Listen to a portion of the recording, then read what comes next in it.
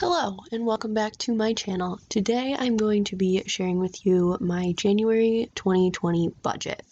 So this paycheck is actually put into my account on December 31st, so I'm using my snowball payment in this paycheck to finish off my 2019 financial goals, but I am using the rest of the money to fund the first half of January 2020.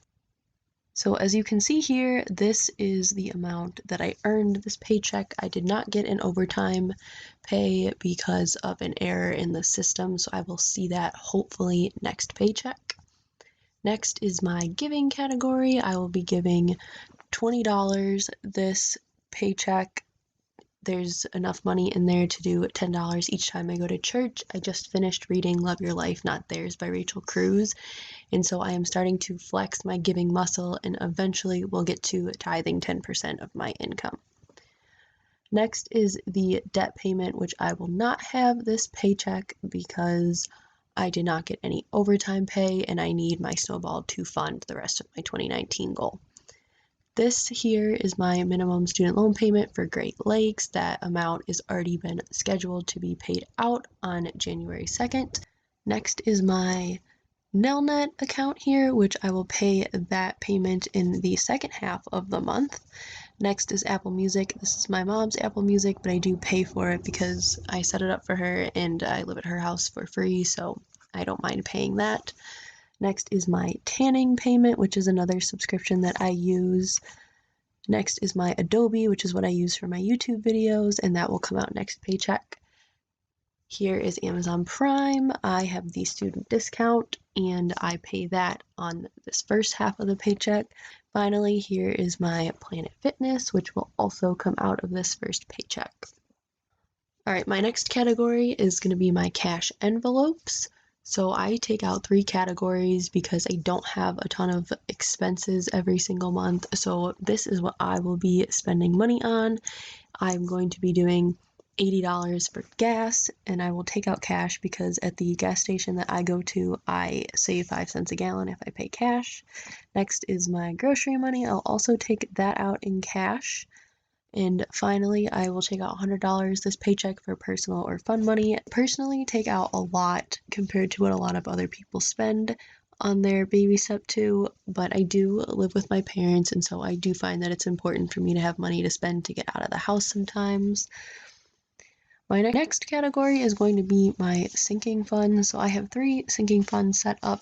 First is for my car. I am anticipating buying a new car within the next couple of months. So I did go ahead and put a line item there to start putting some money in because I will be covering the cost of car insurance, and I just want to make sure I have a little bit of extra money saved up in case I need it for my new car. Next is Christmas. I think that I overspent this Christmas because I didn't have a super detailed budget, and I do not want to do that next year. So I'm going to start setting aside some money this year for Christmas. So I'm going to put $30 in that sinking fund. And finally, I have travel, and I'm not going to put anything in there this month because I don't have any trips coming up, but I will always have a line item for that, and even in baby step 2, because living with my parents, I do need to get out and experience life still.